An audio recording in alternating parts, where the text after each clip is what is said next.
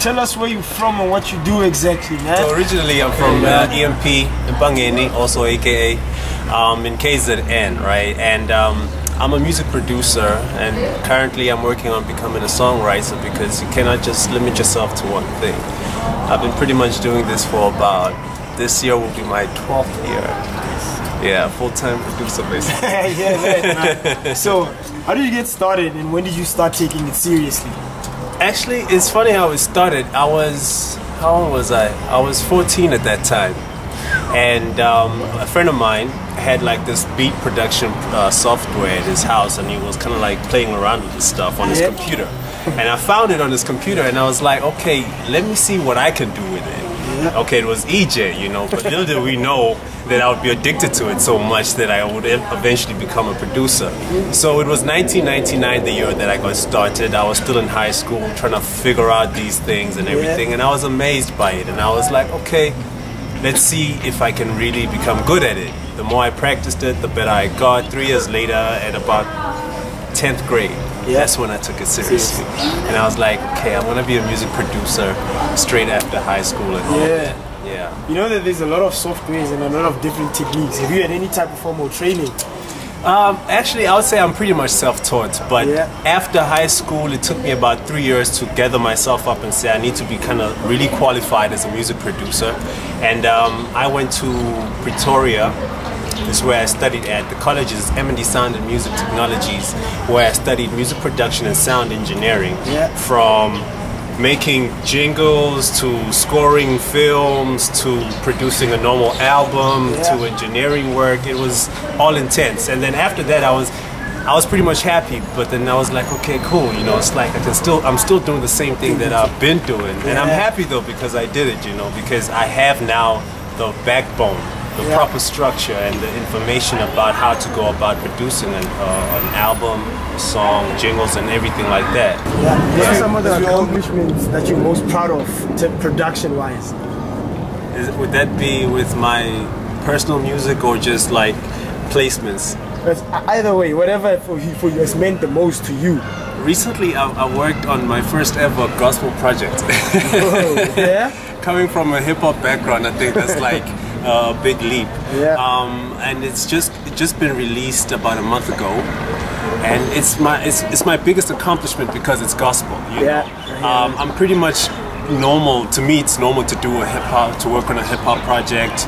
I'm also now bordering on your pop as well, but my biggest one would be gospel right now. I hear that. That would be the big. I'm sure there's going to be something bigger afterwards, but in terms of right now, it's the first gospel album. MK-1 was on it. I'm happy. It's out. So I'm like, okay, you know. Alright, man. So there's a lot of different softwares. FL Studio, Reason, all sorts. What is your everyday equipment made of? For me, my everyday equipment is Reason firstly, and then Cubase secondly. And then now and again, I'll dabble a bit on Fruity Loops. But not too much.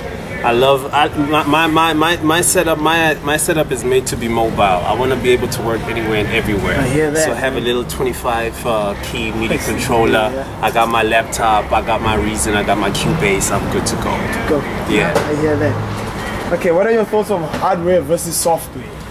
Where do you stand about it? What do you think about the whole thing? You see, the people who start off with just software and live around that need to come back to the hardware era and learn how it all started.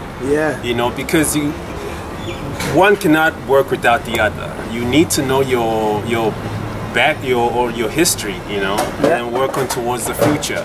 For me, I think the marriage of the two is pretty fantastic. If you can get a digital hardware mixing desk, it'll be perfect. Plug a screen into it, run your Cubase, work like that. But if you're just gonna limit yourself to, I'm on a computer, everything is digital, because everything can be digital, but you gotta always fall back to a little bit of hardware here and there. I hear that. Personally, I think I want to go back to the old school. Get go back to the hardware stuff. I hear that. So, a lot of people like will get software and consider themselves producers. Yeah. You think there's a difference between a beat maker and a producer? There is truly. A producer is not just somebody who makes beats. The producer is somebody who is in charge of the whole project. Yeah. You know, he's the one who handles contracts between the record label and the artist. Yeah. He's the one who makes sure that the band is all together there. But then all of those things now, all those factors and all those people have been broken down or they've faded away because of digital. But the job still needs to be done the same way. Yeah. You need to control the project, you need to overlook, you need to handle contracts, you need your artists to come in and come out on time.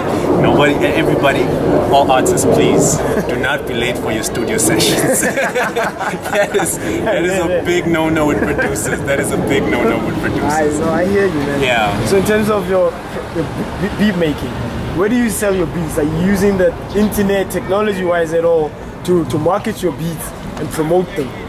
The internet is very good, I will not lie, but I'd say for our company what we're doing is right now we're working it on Facebook right now. Yeah. Right, but besides that, I really appreciate working face-to-face with people. Yeah.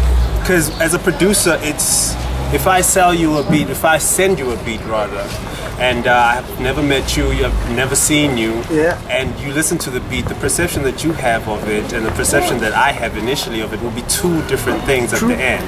And I always like to meet people personally so I can sell them the beat. You know, it's okay like typing up a little sell slogan or whatever and send it. It won't be enough though when the person is sitting with the producer and listening to the track together, and I'll be able to tell you this is the vision, this is where it's going. Then you look at it, you're like, okay, then you know how to deliver and catch up to the song. Nah, I hear you. Yeah, so for me it's always based face to face, the usual word of mouth, face to face, cash on hand type of thing, if I could say. The same way you buy products and pick and pay. Yeah. So what factors do you consider when charging for a beat? Experience is one, credibility is two, and then after that you gotta be really good, you know. It's like you gotta have business sense. There's gotta be a business sense behind a production. Yeah. You can't just wake up because somebody's selling a beat at 5,000, 10,000. You're like, oh wait, let me sell it at 5,000 too. You know. Yeah. You gotta look at. Am I able to deliver? If the person wants to say, yo, I need so many tracks done, I've got this album coming up, this this is the deadline and stuff like that. You gotta be able to deliver. You gotta be able to satisfy the client. Yeah. So a lot of those things come into play when you price a product or production. You know, how much time do you spend on it?